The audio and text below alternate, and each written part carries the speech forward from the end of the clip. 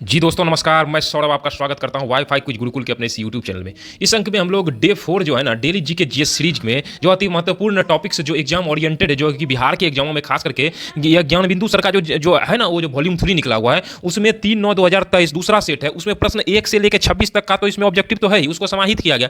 इसके अलावा जो उसमें सोल्यूशन दिया गया ना, उससे भी शानदार 75 क्वेश्चन उससे इंक्लूड किया गया। इस प्रकार लगभग 100 क्वेश्चन ये तैयार होता है। अगर हम कहें तो मतलब सर के एक सेट से लगभग हम 300 अलग मतलब 200 अलग क्वेश्चंस तैयार करते हैं। इस तरीके से आपका कंटेंट तैयार हो जाता है। अगर आप चाहें तो बुक मार्केट से परचेज कर लीजिए और इसको पढ़ लीजिए। उसके बाद यहां पर जो हम सेट पे जो हमारी जो टीम काम करती है ना सेट बनाने में, एक बार सेट लगा दीजिए तो आपका पूरा वह तैयार हो जाएगा। नहीं तो कम से कम 1-2 बार देख लीजिएगा तो तैयार हो जाएगा। चलिए शुरू करते हैं। टॉयलेट मैन ऑफ इंडिया किसे कहा जाता है? तो बिंदेश्वर पाठक को टॉयलेट मैन ऑफ इंडिया कहते हैं। क्यों? क्योंकि 1970 में सुलभ इंटरनेशनल की इन्होंने स्थापना किया था, याद रखिएगा। अगला, मिशन इंद्रधनुष का संबंध किससे है? तो मिशन इंद्रधनुष का संबंध किससे है? तो टीकाकरण से है। और 2014 में स्वास्थ्य मंत्रालय द्वारा 7 रोगों के टीकाकरण के लिए इसे शुरू किया गया था, मिशन इंद्रधनुष। कब? 2014 में। विश्व पर्यावरण दिवस कब मनाया जाता है? तो 5 जून को विश्व पर्यावरण दिवस मनाया जाता है। यूनाइटेड नेशन इन्वायरमेंटल प्रोग्राम मतलब यूएनईपी द्वारा 1972 के स्टॉकहोम सम्मेलन में यह चीज का निर्णय लिया गया। और इसका मुख्यालय कहां है यूएनईपी का? इसका मुख्यालय नैरोबी है। अगला देखते हैं, प्रथम पृथ्वी सम्मेलन कहां आयोजित किया था? प्रथम पृथ्वी सम्मेलन की बात करें तो रियो डी जेनेरियो में स्थापित किया गया था। रियो डी जेनेरियो कहां है? ब्राजील में है। कब? 1992 में स्थापित किया गया था, जिसमें क्या अपनाया गया? एजेंडा 2021 को अपनाया गया। एजेंडा 21 को अपनाया गया, याद रखिएगा।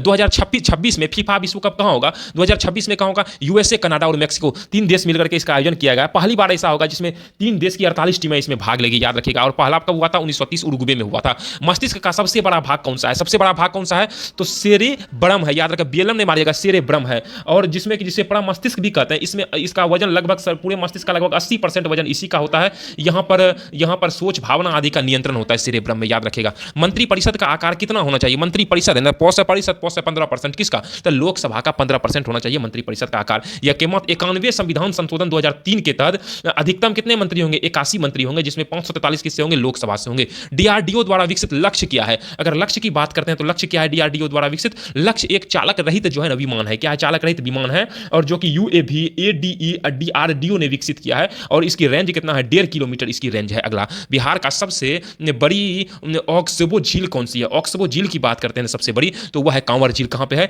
बेगूसराय में। मतलब एशिया की ताजे पानी की सबसे ताजे पानी की झील कहा जाता है ऑक्सबो, मतलब ताजे पानी जिसमें ऑक्सीजन प्रचुर मात्रा में है। लैक्टोमीटर किस सिद्धांत पर कार्य करता है?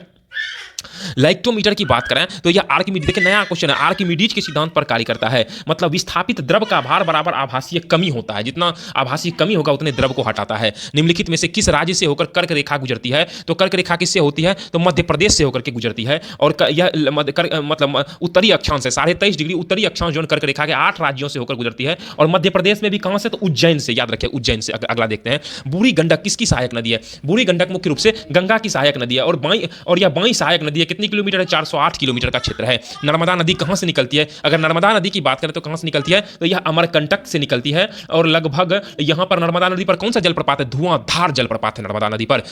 सब अगर आपको वीडियो वाकई अच्छा लग रहा हो तो सबसे पहले वीडियो को देखिए, उसके बाद वीडियो को लाइक करिए। अच्छा लग रहा हो तो चैनल को सब्सक्राइब अपने दोस्तों के साथ शेयर करिए। हम यही कहेंगे, आप वनडे एग्जाम का तैयारी कर रहे हैं, ऑब्जेक्टिव एग्जाम का तैयारी कर रहे हैं, तो जिस भी यूट्यूब चैनल पर, हम किसी का ये नहीं कहते मत देखिए, यूट्यूब चैनल पर ऑब्जेक्टिव कंटेंट जहां मिल रहा है, सेट जहां मिल रहा है, उसका लगातार अभ्यास करिए। वही आपकी सफलता को सुनिश्चित करेगा, याद रखिए। अधिक से अधिक अभ्यास ही आपकी सफलता को बनाएगी, याद रखिएगा। बंगाल के दीवानी अधिकार अंग्रेजों को मिली कब मिली थी? इलाहाबाद की संधि के बाद मिला गया था। कब? 1765 में शाह आलम द्वितीय और रॉबर्ट क्लाइव के द्वारा यह इलाहाबाद की संधि हुआ था, जिस पर राजस्व का अधिकार दे दिया गया था। चुनाव आयोग का उल्लेख कितना? 64 चुनाव 24 अनुच्छेद 324 में चुनाव आयोग का जिक्र किया गया। और भाग कितना है? भाग 10.5.15 में है, याद रखिएगा। राज्य सूची के विषय में संसद कब कानून बनाती है? राज्य सूची के सिर राज्यसभा द्वारा जब 2/3 बहुमत से अगर राज्यसभा इसे पारित कर देता है ना, तो संसद जो है अनुच्छेद 249 के तहत जो है वह कानून बनाती है, याद रखिएगा।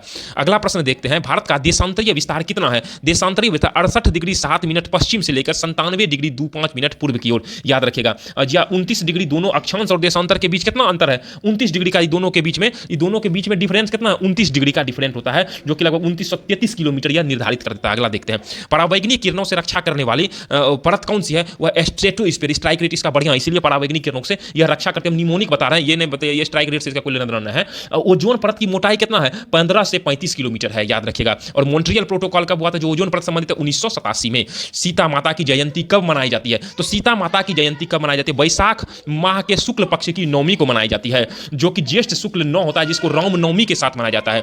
देखिए ये जो ऑब्जेक्टिव है वो तो हम बता ही रहे हैं, उसके साथ साथ में जो सर का सॉल्यूशन किया गया है उसी सॉल्यूशन को आधार बनाकर हम आपको पॉइंट भी बता रहे हैं, याद रखिएगा। सर्वाधिक ऊंचाई पर स्थित बादल क्या कहलाता है? सबसे अधिक ऊंचाई पर बादल यह कहलाता है पक्षाव बादल, जिसमें कि 6 से 20 किलोमीटर की ऊंचाई पर होता है, हिमकरण होता है, याद रखिए। किस ग्रह को नीला ग्रह कहा जाता है? तो पृथ्वी न है तो नेपच्यून को भी नीला ग्रह कहा जाता है। क्यों? क्योंकि यह मीथेन से नीला हो जाता है, इसलिए सबसे ठंडा ग्रह भी नेपच्यून को कहा जाता है।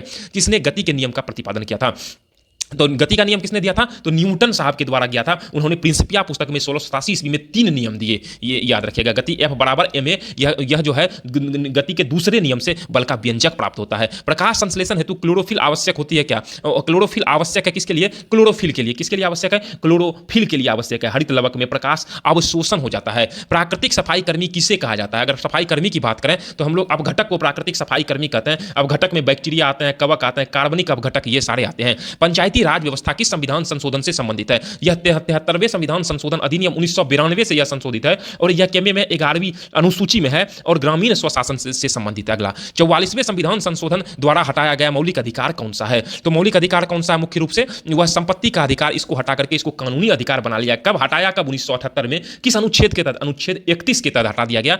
अब जो है यह अनुच्छेद 301 के तहत कानूनी अधिकार मिल गया है, याद रखिएगा। भूमि सुधार से संबंधित था यह चीज। बिंदेश्वरी पाठक का जन्म किस जिले में हुआ था? देखिए वो 26 तक तो कंटिन्यू क्वेश्चन था, अब जो है जो ये जो अलग से क्वेश्चन है, इसी कंटेंट में से जो इंपोर्टेंट पॉइंट्स हैं उस सबको क्वेश्चन के रूप में ऑब्जेक्टिव फॉर्मेट में समाहित कर लिया गया है। तो ये 25 क्वेश्चन के साथ आपका पूरा ये कंटेंट तैयार हो जाता है, जो लगभग 7-8 पेज में है वो तैयार हो जाता है। इस तरीके से आप चलिएगा तो आपका देखते देखते ये किताब तैयार। फिर अगले हम बिहार से, अगर आप सबका फीडबैक अच्छा रिस्पॉन्स रहा तो बिहार एसएससी का भी हम शुरू कर देंगे। अगला देखते हैं, बिंदेश्वरी पाठक का जन्म किस जिले में हुआ था? यह जिले में हुआ था वैशाली जिले में हुआ था। 1943 में वैशाली में हुआ था। उन्हें बिहार का गौरव कहा जाता है, सामाजिक कार्यकर्ता थे। सुलभ इंटरनेशनल की स्थापना कब हुई थी? सुलभ इंटरनेशनल की स्थापना 1970 में हुई थी। किसके द्वारा? बिंदेश्वर पाठक के द्वारा, इसलिए इसको टॉयलेट मैन भी कहा जाता है, जो आगे वाला क्वेश्चन में पूछा था। बिंदेश्वरी पाठक को पद्म विभूषण कब दिया गया? तो कब दिया गया? तो 1991 में दिया गया, याद रखिएगा। स्वच्छता में योगदान के लिए 1991 में दिया गया था। और सुलभ इंटरनेशनल की स्थापना पाठक ने कब किया? 1970 में किया था। बिंदेश्वरी पाठक जी की मृत्यु कब हुई थी? इनकी मृत्यु 15 अगस्त 2023 को इनकी मृत्यु नई दिल्ली में हुई थी। इन्हें टॉयलेट मैन कहा जाता है क्योंकि स्वच्छता को विरासत के रूप में इन्होंने अपनाया था। मिशन इंद्रधनुष से संबंधित प्रश्न पूछे गए थे, उसी सबको समाहित न किए हैं। मिशन इंद्रधनुष कब शुरू हुआ? कब शुरू हुआ? तो 25 दिसंबर 2014 को मिशन इंद्रधनुष की शुरुआत हुई, टीकाकरण वाला, जिसमें 7 रोग, डिप्टीरिया, पोलियो आदि, मतलब शिशु के स्वास्थ्य को फोकस में रखते हुए मिशन इंद्रधनुष शुरुआत किया। कब? 25 दिसंबर 2014 को, याद रखेगा। मिशन इंद्रधनुष में कितने टीके लगाने का प्रावधान है? 7 टीके लगाने का मिशन इंद्रधनुष में प्रावधान है, याद रखेगा। अगला हम प्रश्न देखते हैं, मिशन इंद्रधनुष किस मंत्रालय के द्वारा शुरू किया गया? तो यह स्वास्थ्य मंत्रालय के द्वारा इसे शुरू किया। विश्व पर्यावरण दिवस की किस सम्मेलन के से विश्व पर्यावरण दिवस की शुरुआत हुई? याद रखिएगा, स्टॉकहोम सम्मेलन कब हुआ था? 1972 में हुआ था और यहीं से स्टार्ट कर दिया गया। पहला विश्व पर्यावरण दिवस कब मनाया गया था? तो पहला जो मनाया गया तो स्टॉकहोम सम्मेलन से शुरू किया गया, लेकिन पहली बार मनाया गया 1974 में, फर्स्ट बार बनाया। किसके द्वारा? United Nation Environmental Programme, UNEP के द्वारा। यूएनईपी का मुख्यालय, यूनाइटेड नेशन इन्वायरमेंटल प्रोग्राम का मुख्यालय कहां है? नैरोबी में है। वीडियो अगर आपको अच्छा लग रहा हो, वीडियो को लाइक, अपने दोस्तों और जहां भी ग्रुप में जुड़े हैं वहां शेयर करिए, ताकि हम, हमारी टीम जो है ना, क्वेश्चन एक को नहीं छोड़े, सब जो भी कंटेंट उपलब्ध है एकदम निचोड़ के आपके पास में ऑब्जेक्टिव फॉर्मेट में रेडीमेड तैयार कर देंगे। रेडीमेड मटेरियल आप डाइजेस्ट खाली करते जाइए, पढ़ते जाइए, 3-4-5 बार वीडियो देखते रहिए, तैयार हो जाएगा। प्रथम पृथ्वी सम्मेलन में क्या अपनाया गया था? प्रथम पृथ्वी सम्मेलन में जो है मुख्य रूप से क्या अपनाया गया था? एजेंडा 2021 को अपनाया गया था, याद रखिएगा, जिसमें सतत विकास योजना था। रियो प्लस 10 सम्मेलन कहाँ हुआ था? यह कहाँ हुआ था? जोहान्सबर्ग। कहाँ हुआ था? जोहान्सबर्ग कहाँ पे? दक्षिण अफ्रीका में हुआ था। अगला, क्योटो प्रोटोकॉल पर कब हस्ताक्षरित किया गया? क्योटो प्रोटोकॉल जो जापान में 1997 में हस्ताक्षरित किया गया। अगला प्रश्न देखते हैं, 2026 फीफा विश्व कप में कितनी टीमें होंगी? 2026 जो फीफा विश्व कप जो 3 देश आयोजित करेगा, इसमें कितनी टीमें होंगी? 48 टीमें होंगी, याद रखिएगा, 48 टीमें होंगी। अगला प्रश्न, मस्तिष्क का प्रमस्तिष्क कितना वजन होता है? मस्तिष्क का टोटल का 80% वजन होता है सिर्फ प्रमस्तिष्क का। अगला प्रश्न, मस्तिष्क के कितने प्रमुख भाग हैं? पूछ सकता है। तो मस्तिष्क के 3 प्रमुख भाग हैं। कौन सा? अग्र, मध्य और पश्च, 3 भाग में, जिसमें सेरिबेलम जो होता है ना, वह संतुलन को स्थापित करता है, और सेरेब्रम जो 80% भाग है, यह सोचने, समझने, संवेदना इत्यादि को नियंत्रित करता है। 91वें संविधान संशोधन अधिनियम कब पारित किया गया था? तो यह पारित किया गया था किस पे? 2003 में। मंत्रिमंडल से संबंधित जो क्वेश्चन उसी कंटेंट से लिया गया है। लक्ष्य यूएवी का रेंज कितना है? तो इसका यूएवी नदी का रेंज है 1.5 किलोमीटर। कितना है? 1.5 किलोमीटर, जो हाई सब सोनिक है। डीआरडीओ का गठन कब किया गया? तो 1958 में डीआरडीओ का गठन रक्षा अनुसंधान के क्षेत्र में किया गया। कांवर झील किस जिले में है? तो कांवर झील की बात करें तो यह बेगूसराय जिले में है और बिहार का ऑक्सबो कहा जाता है, क्योंकि एशिया का सबसे बढ़िया फिल्टर, एकदम अच्छा पानी रहता है उसमें, का झील माना जाता है। कांवर झील रामसर साइट कब बनी? तो 2020 में कांवर झील को केवल 89वां साइट के रूप में जैव विविधता संरक्षण के लिए बनाया गया। आर्किमिडीज सिद्धांत का अनुप्रयोग क्या है? आर्किमिडीज सिद्धांत का अनुप्रयोग वह होता है तैरने के, किससे संबंधित? आर्किमिडीज का सिद्धांत। आर्किमिडीज का सिद्धांत अगर जो हम बात करें तो विस्थापित द्रव के भार से संबंधित, किससे? विस्थापित द्रव के भार से संबंधित है। अगला, कर्क रेखा कितने राज्यों से होकर के गुजरती है? कर्क रेखा 8 राज्यों से होकर के गुजरती है। अगला प्रश्न, बूढ़ी गंडक की लंबाई कितनी है? बूढ़ी गंडक चूंकि गंगा की सहायक नदी है तो 408 किलोमीटर, 4 दूनी 8 किलोमीटर, यह चंपारण मुंगेर होती हुए गंगा में जाके मिल जाती है। नर्मदा नदी की लंबाई कितनी है? नर्मदा नदी की बात करें तो इसकी लंबाई कितना है? 1412 किलोमीटर इसकी लंबाई है, जो अमरकंटक से निकलती है, सागर तक का सफर तय करती है। इलाहाबाद की संधि कब हुई थी? 1765 में रॉबर्ट क्लाइव और शाह आलम द्वितीय के मध्य किया गया था, जिसमें शाह आलम द्वितीय को क्लाइव ने 26 लाख का पेंशन देकर के उसको फिक्स कर दिया और यहां से अंग्रेज पावर में आ गया था। चुनाव आयोग के कितने सदस्य होते हैं? चुनाव आयोग के बेसिकली 3 सदस्य होते हैं, जिसमें एक मुख्य चुनाव आयुक्त प्लस 2 अन्य आयुक्त रहते हैं। इसका कार्यकाल 6 वर्ष का होता है। राज्यसभा की विशेष शक्ति किस अनुच्छेद के अंतर्गत आती है? अनुच्छेद 249 में राज्यसभा को विशेष पावर दिया गया, जो राज्य सूची पर कानून बना सकती है। भारत का पूर्वीय बिंदु कौन सा है? पूर्वीय बिंदु जी वह है कीबूथू पूर्वीय बिंदु। कौन सा? कीबूथू पूर्वीय बिंदु है भारत का, और यह गुजरात जो है मुख्य रूप से कीबूथू पूर्वीय बिंदु के अंतर्गत आता है, और गुजरात जो कि गुजराती क्षेत्र में पश्चिमी क्षेत्र आता है। अगला देखते हैं, स्ट्रेटोस्फेयर की ऊंचाई कितनी है? स्ट्रेटोस्फेयर की ऊंचाई कितनी है? तो 12 से 50 किलोमीटर के बीच, या ओजोन परत है, जो कि वहां से आने वाली अल्ट्रावायलेट किरणों से हमारी रक्षा करती है। बैसाख शुक्ल नवमी क्या है? बैसाख शुक्ल नवमी को ही रामनवमी कहा जाता है। राम जन्म के उत्सव पर रामनवमी मनाया जाता है। अगला, पक्षाप बादल की ऊंचाई कितनी है? अगर पक्षाप बादल की बात करते हैं तो इसकी ऊंचाई कितनी है? 6 से लेकर के 20 किलोमीटर तक है इसकी ऊंचाई। यह चक्रवात का संकेत देता है। नेपच्यून का सबसे बड़ा उपग्रह कौन सा है? नेपच्यून का सबसे बड़ा उपग्रह कौन सा है? तो ट्राइटन है नेपच्यून का सबसे बड़ा उपग्रह, याद रखिएगा। अगला, न्यूटन के प्रथम नियम को क्या कहते हैं? इसे जड़त्व का नियम भी कहा जाता है। क्वेश्चन छोटा बड़ा या क्वेश्चन नहीं होता है, रेलवे का क्वेश्चन, किसी खास डिपार्टमेंट का क्वेश्चन, इसलिए ऑब्जेक्टिव अधिक से अधिक अभ्यास करिए, वही ऑब्जेक्टिव आपको एग्जाम में छपते हुए दिखाई देंगे, याद रखिएगा। प्रकाश संश्लेषण का समीकरण किसने दिया? तो प्रकाश संश्लेषण का समीकरण किसने दिया? प्रकाश पोषण प्रिस्टले साहब के द्वारा दिया गया। इन्होंने ऑक्सीजन खोजा था प्रिस्टले ने। अपघटक में मुख्यतः क्या आते हैं? अपघटक में जीवाणु और कवक, बैक्टीरिया और कवक अपघटक के अंतर्गत में आते हैं। 17वीं संशोधन कब पारित किया गया? तो 1992 में 17वां संविधान संशोधन पारित किया गया, जिसमें पंचायती राज पर फोकस किया गया। संपत्ति का अधिकार अब क्या है? यह संपत्ति का अधिकार अब कानूनी अधिकार अनुच्छेद 301 के तहत हो गया, और 44वां संविधान संशोधन 78 के द्वारा इसे हटा दिया गया। सुलभ इंटरनेशनल का उद्देश्य क्या है? तो इसका स्वच्छता में सुधार लाना इसका उद्देश्य है। टॉयलेट क्रांति से संबंधित है। बिंदेश्वरी पाठक इससे रिलेटेड है। मिशन इंद्रधनुष में हेपेटाइटिस बी टीका किसके लिए है? हेपेटाइटिस बी का टीका सामान्यतः छोटे बच्चों को दिया जाता है। शिशु टीकाकरण है यह एक प्रकार के। यूनाइटेड नेशन इन्वायरमेंटल प्रोग्राम के एमिशन गैप रिपोर्ट क्या मापती है? यह मापती है उत्सर्जन अंतर को मापती है। क्या मापती है? जलवायु लक्ष्य अंतर को मापती है। रियो सम्मेलन में सीबीडी क्या है? बायोडाइवर्सिटी कन्वेंशन है। क्या है? बायोडाइवर्सिटी कन्वेंशन है। फीफा वर्ल्ड कप की शुरुआत कब हुई? फीफा वर्ल्ड कप की शुरुआत कब हुई थी? तो याद रखिएगा 1968 में फीफा वर्ल्ड कप की शुरुआत हुई थी। जरा सा 1973 ऑप्शन को जरा सा सुधार लीजिएगा, यहाँ पे क्या हो जाएगा? 1973 हो जाएगा। क्या हो जाएगा? 1973 में हुआ था। 1968 में पहला और 1973 से नियमित रूप से स्टार्ट हो गया था। अगला प्रश्न देखते हैं, सेरिब्रम के कितने लोब हैं? सेरिब्रम के कितने लोब होते हैं? तो 4 लोब हैं। कौन सा? फ्रंटल होता है, पेरिएटल होता है, और टेम्पोरल होता है, और ऑक्सीपिटल होता है, याद रखिएगा।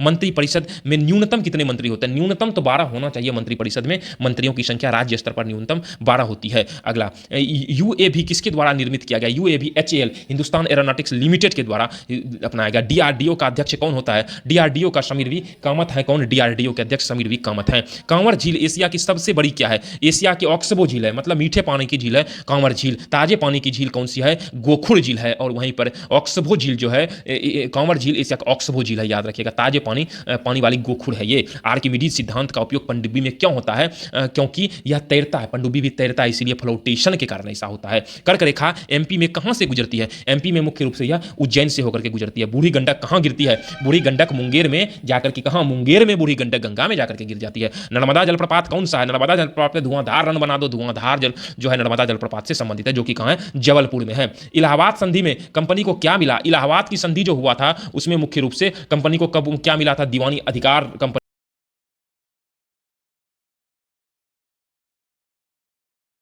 वर्ष होता है। अगला देखते हैं, राज्यसभा में 2/3 बहुमत जो है ना, वह 2/3 बहुमत राज्यसभा में किस अनुच्छेद से संबंधित है? यह अनुच्छेद राज्य सूची का विषय है और 249 से संबंधित है। अगला प्रश्न, भारत का सबसे पश्चिमी बिंदु कौन सा है? सबसे पश्चिमी बिंदु कौन सा है? वह जो है पश्चिमी गुजरात में स्थित है। सबसे पश्चिमी बिंदु याद रखिएगा। अगला सबसे पश्चिमी बिंदु कौन सा है? वह ऑप्शन नंबर बी, गुजराती। अगला प्रश्न देखते हैं, स्ट्रेटोस्फीयर में क्या पड़ता है? स्ट्रेटोस्फीयर में मुख्य रूप से ओजोन पाया जाता है जो अल्ट्रावायलेट को अवशोषित करती है। वैशाख शुक्ल नवमी राम क्या है? राम नवमी है। राम जी के जन्म दिवस पर यह मनाया जाता है। उसके बाद अगला प्रश्न देखते हैं, पक्षा बादल किसके बने होते हैं? तो पक्षा बादल मुख्य रूप से हिमकरण से बने होते हैं, सीरस से जाकर के बने होते हैं। अगला प्रश्न, नेपच्यून क्यों नीला होता है? तो मीथेन अधिक होने के कारण नेपच्यून का रंग क्या हो जाता है? तो नेपच्यून क्यों नीला हो जाता है? तो यह नीला हो जाता है क्योंकि यह लाल रंग को अवशोषित कर लेता है। न्यूटन के तीसरे नियम को क्या कहते हैं? तो न्यूटन के तीसरे नियम को हम लोग क्या कहते हैं? तो तीसरे नियम को हम लोग कहते हैं क्रिया प्रतिक्रिया का नियम। क्रिया के विपरीत प्रतिक्रिया होती है। अगला प्रश्न देखते हैं, प्रकाश संश्लेषण का सह उत्पाद कौन सा है? तो ऑक्सीजन प्रकाश संश्लेषण का सह उत्पाद है। अपघटक में कौन से आते हैं? अपघटक में कौन से अपघटक कर्ता किसे कहा जाता है? जीवाणु और कवक को अपघटक कर्ता के रूप में जाना जाता है। 73वां संशोधन में क्या जोड़ा गया था? 73वां संविधान संशोधन के भाग 9 में पंचायती राज का प्रावधान किया गया। 44वां संविधान संशोधन कब हुआ? 1978 में हुआ था। इसमें संपत्ति को जो है मौलिक अधिकार से हटा के कानूनी अधिकार दे दिया गया। सुलभ इंटरनेशनल में कितने पब्लिक टॉयलेट बनाए गए? सुलभ इंटरनेशनल में लगभग 10 लाख पब्लिक टॉयलेट बनाए गए थे। मतलब 60 लाख प्लस अब हो गया है। मिशन इंद्रधनुष में पोलियो टीका किसके लिए है? तो यह बच्चे के लिए है। साथ साथ में हमारे यूट्यूब चैनल पर है ना डेली करंट अफेयर्स भी सीरीज चलाया जा रहा है। आप उसके साथ वीकली भी चलाया जा रहा है। तो लगभग डेली जो टॉपिक्स जो चर्चा में रहते हैं उसमें टॉपिक्स रहते हैं लगभग 10 टॉपिक्स के आसपास चर्चा में रहते हैं। 7-8 टॉपिक्स भी कभी कभी चर्चा में रहते हैं। तो उस पर आधारित जितने क्वेश्चन संभावित अधिक से अधिक बन सकते हैं, लगभग 50 प्रश्न का हम सेट सीरीज चला रहे हैं। अगर आप नियमित रूप से उस कंटेंट को हम शाम में डालते हैं, क्योंकि हमारी छोटी सी टीम काम करती है, उसको टाइपिंग करना, बनाना, फिर रिकॉर्डिंग करना, इस प्रोसेस में समय लगता है, 2-3 घंटे का समय लग जाता है। इसलिए